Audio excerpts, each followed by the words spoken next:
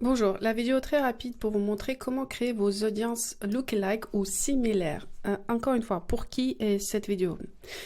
Par exemple, vous avez identifié vos audiences froides, à l'intérêt froide, mais vous aimerez aussi, parce que vous avez déjà l'historique, utiliser les audiences similaires parce que vous ne savez pas exactement quelle audience froide marche avec votre contenu. C'est quoi les audiences similaires?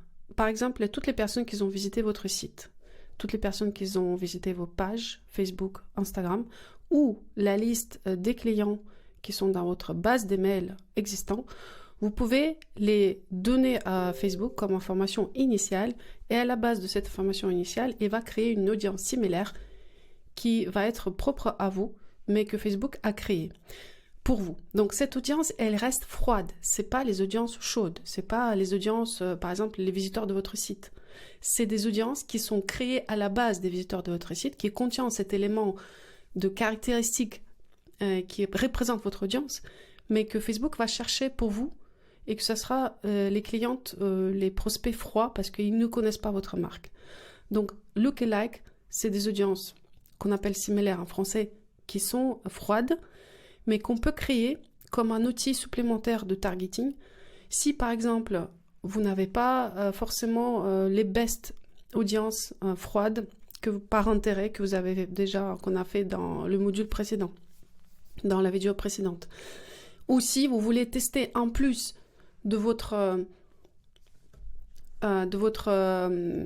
centre d'intérêt, une deuxième audience qui va plutôt reprendre les personnes qui sont similaires à celles qui ont visité votre site ou qui sont dans votre base mail. Donc vous voyez le principe, je vais vous montrer comment créer ces audiences similaires et comme ça peut être pour vous une deuxième manière d'adresser cette campagne de génération de leads, mais cette fois-ci sur les audiences similaires à celles qui viennent sur votre site. Donc vous pouvez les créer de deux manières. Vous allez sur Ads, votre Ads Manager. Dans les trois traits ici, vous allez aller dans la partie qui s'appelle Audience. Donc, elle va être plutôt là. On a Audience ici, vous voyez. Vous cliquez sur Audience. Là, c'est un outil qui permet de créer des audiences personnalisées par rapport à ce que vous recherchez. D'accord? Par exemple, vous avez une liste des clients que vous voulez transmettre à Facebook, puis à la base de cette liste, il va créer des audiences. Attention, cette liste elle va être valable à partir de 100 emails. S'il y a moins de 100 emails, c'est pas la peine de donner la liste parce qu'il n'aura pas assez de données. Pareil, si votre trafic sur le site est très faible pendant les dernières 90 jours, 190 jours, vous avez eu très peu de personnes sur votre site, très probablement ça va être des données assez faibles.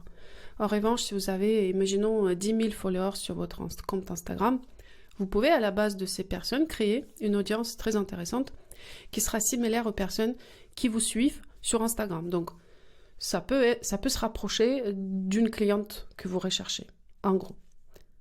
Donc, c'est un complément par rapport aux audiences que vous avez vues qui sont plutôt par les intérêts définis par Facebook, qui vous dit, voilà, toute personne qui va chez Sandro, vous pouvez trouver dans ma liste, toute personne qui aime Mage, vous pouvez trouver dans ma liste.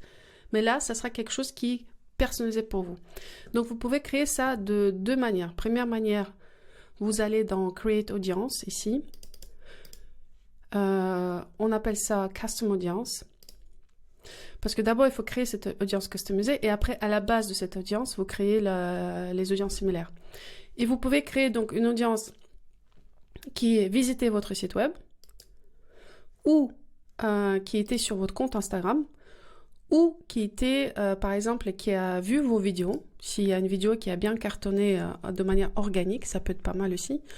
Ou, par exemple, à partir de votre liste d'emails à vous ou celle qui était sur votre page Facebook. Donc, vous pouvez choisir, vous pouvez faire tout, choisir en fonction de données initiales. Il faut que la donnée initiale soit assez consistante. Il faut qu'il y ait plus de 100 personnes dans cette donnée initiale. Donc, s'il y a des visites sur votre site, oui, on le prend, cette donnée.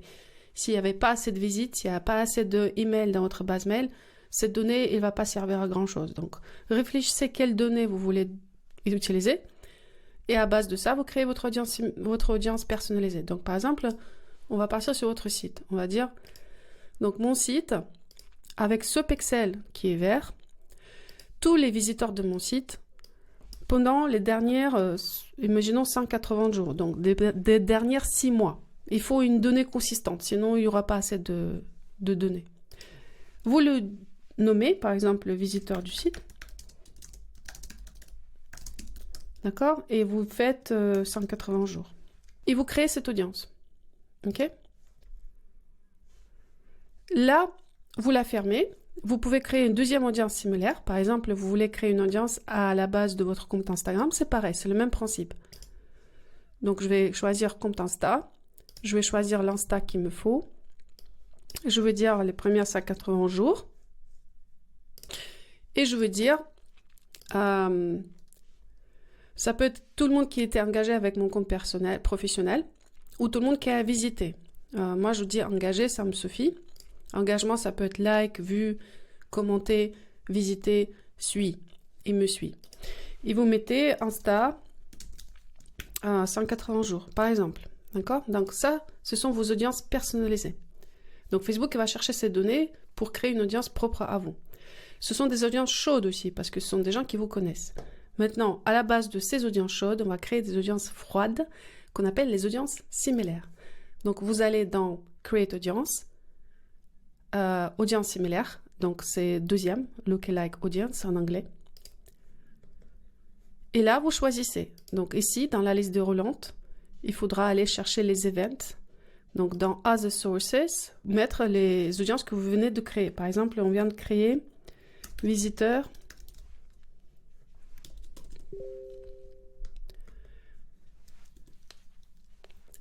du site web. Elle est là, dans la liste. Donc je vais la choisir. Et je vais aller jusqu'à 3%. D'accord? Comme ça, j'ai un segment assez large. Parce que chaque échantillon, un % de 1 à 2, de 2 à 3, ça sera à peu près 400 000 personnes. Donc, c'est pas très énorme. Et en même temps, si je fais que 1%, ça risque d'être assez étroit en termes de centre d'intérêt. Je vais peut-être élargir jusqu'au 3, voire 5% si votre audience elle est vraiment très petite. D'accord? Et donc, vous créez ainsi votre audience customisée. Ça, c'est la première. Vous faites la même chose pour Instagram. Vous voyez le principe. Et puis, vous pouvez ajouter si, en condition qu'il y a des emails, par exemple, vous avez une base de mails de 500 personnes, 300 personnes, ça peut être intéressant.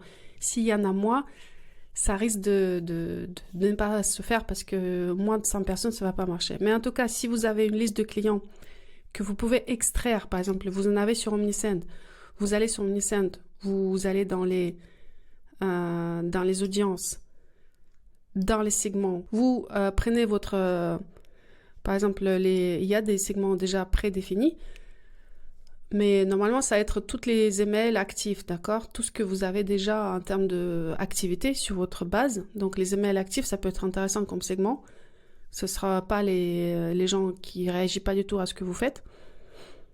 Ou soit, tout simplement, vous prenez un segment, par exemple, tous les clients qui ont passé une commande chez moi, je vais les considérer comme les clients actifs. Dans ce cas-là, je veux avoir ce segment qui fonctionne pour moi et que je vais donner à Facebook. D'accord? Par exemple, ici, j'ai pas grand-chose en termes de données. Je vais juste changer le compte. Donc là, j'ai changé le compte. Je vais dans Campaign, dans Audience. Et je peux prendre, par exemple, toutes les contacts que j'ai. D'accord? Je vais créer un segment d'abord. Et ça peut être tous les messages qui étaient ouverts ou tout le monde qui est abonné à mon compte. D'accord? Subscribe, par exemple. Et je les sauvegarde dans un segment. Mes abonnés. Ça peut être les gens qui ont passé la commande. Et donc là, vous allez les retrouver du coup dans les segments. Donc je vais encore une fois cliquer sur segment. Je les trouve ici. Et je vais juste les extraire, donc export, comme ceci. D'accord? Et pour les exporter, il faut aller dans les exports. Et là, vous allez juste les télécharger. Donc ça donne ça, ça ouvre un fichier CSV que vous pouvez communiquer à Facebook. Donc ça, c'est un exemple, d'accord? Donc du coup, quand vous allez sur Facebook, vous allez créer une autre audience customisée qui va s'appeler Customer List. Et là, vous allez juste importer, ça sera Next. Donc vous importez, vous répondez non à cette question et vous importez votre fichier CSV que vous venez de télécharger, comme ceci. Et il va le identifier, il va vous dire, ok, ah, ça j'ai compris, ça c'est un email, d'accord? Donc vous dites oui, c'est un email. Ça c'est un numéro de téléphone? Oui, c'est un numéro de téléphone. Ça c'est le pays? Oui, c'est le pays. Ok? Donc normalement ça va vous suffire. Après il veut demander d'autres actions. Si vous en avez, vous pouvez les identifier. Par exemple, first name, last name. Donc normalement ça c'est bon. Et je vais juste importer. D'accord? Donc ça va créer une grosse audience. Donc là, c'est une marque qui a eu beaucoup de mails, mais si vous n'avez que quelques-unes, ça va pas servir à grand-chose. Done. Et là, il va commencer à la préparer. Donc là, vous voyez, c'est ready. Mais la taille, elle est variable. Donc on connaît pas trop la taille. Il va pas communiquer sur la taille. Mais en tout cas, on peut utiliser cette audience. Donc là, je peux, par exemple, cliquer dessus et je peux, dans les 3 points, créer une audience similaire. Et du coup, je fais 3%. Il ne m'a pas identifié, donc je répare sur cette liste. Omnisend. Elle est là. Et je crée une audience, d'accord? Donc ça, c'est vos audiences similaires. Maintenant, vous pouvez très simplement, quand vous rentrez dans votre Ads Manager, reprendre donc votre campagne. Cette campagne, comme je vais vous expliquer, elle contient une structure de 3 éléments. La première page, donc là, c'est campaign, c'est marqué campagne. Après, ad set, donc ça, c'est la structure, c'est les audiences que vous allez cibler. Et là, c'est vos publicités. Donc, dans cette structure, comme la campagne, elle doit être unique et seule, donc on n'utilise pas d'autres campagnes, pour cet objectif, vous allez dans ad set ajouter une deuxième audience qui va compléter cette audience de trafic par intérêt, d'accord? Qui est générée par Facebook de manière automatique. Donc là, on va juste dupliquer. Donc vous pouvez sélectionner comme ça et on va faire Quick Duplicate. Et vous allez juste la renommer. Vous allez dire, ok, c'est pas Mash Sandro, c'est Lookalike, LLA, Lead Gen. Et ça peut être tout ce que vous avez identifié, trafic web, email, etc. Et du coup, ici, au niveau des audiences, on garde les pays, on garde l'âge, on enlève les centres d'intérêt, parce que ce n'est pas les audiences de base, c'est les audiences customisées. Donc, on est dans Custom Audience, ici, là-haut. Et on va ajouter dans la liste de relents toutes les audiences similaires qu'on vient de créer. Donc, on a créé le lookalike, donc il faut vraiment que ça commence par lookalike dans la langue anglaise, mais si vous êtes sur la version française de Facebook, ça sera similaire. Ici, ça va commencer par là et il aura un pourcentage des vents. Donc vous choisissez le lookalike, ne choisissez pas les audiences chaudes. On ne mélange pas les lookalike qui sont les audiences similaires froides avec les audiences chaudes qui sont les visiteurs de votre site, votre base email, etc. Ça, il faut absolument pas faire cette mélange. On reste sur les audiences froides. Donc lookalike, ça commence par lookalike ou similaire. Puis, visiteur site web lookalike. Et puis, on a fait Instagram. Peut-être pas. On n'a pas fait Instagram. Mais vous ajoutez Instagram si vous l'avez fait aussi. D'accord? Donc, comme ça vous fait une petite audience lookalike qui sont similaires à vos visiteurs du site web, qui sont similaires à celles qui sont dans votre base des abonnés. Donc ça, cette campagne, elle va être que dédiée aux audiences lookalike. On ne mélange pas avec les audiences par centre d'intérêt. Et on ne mélange pas avec les audiences chaudes qui sont les visiteurs de votre site ou les gens qui connaissent votre page Instagram. Voilà, donc vous la publiez également. Vous fermez avec le croix ici. Et donc ça vous fait une campagne. Donc elle est là, ma campagne, d'accord? Opération drop. Quand je clique dessus, je tombe sur 2 audiences séparément qui sont dans la même campagne. Ça veut dire qu'on dépense le même budget pour les 2 audiences. Ça veut dire que le budget il va être distribué entre les 2 audiences. Et tout ce qui est à l'intérieur de chaque audience, c'est le même contenu. Ça bouge pas. Parce qu'on a repris le contenu qu'on a créé dans la première audience, on a juste copié et on a juste changé, on a enlevé les audiences par intérêt, on a mis les audiences similaires. Et là, vous avez enrichi avec cette campagne avec d'autres types d'audiences et vous pouvez voir comment ça prend, lesquelles marchent mieux et puis avec le temps, désactiver celles qui ne prennent pas. Et de l'autre côté, vous avez celles qui marchent uniquement.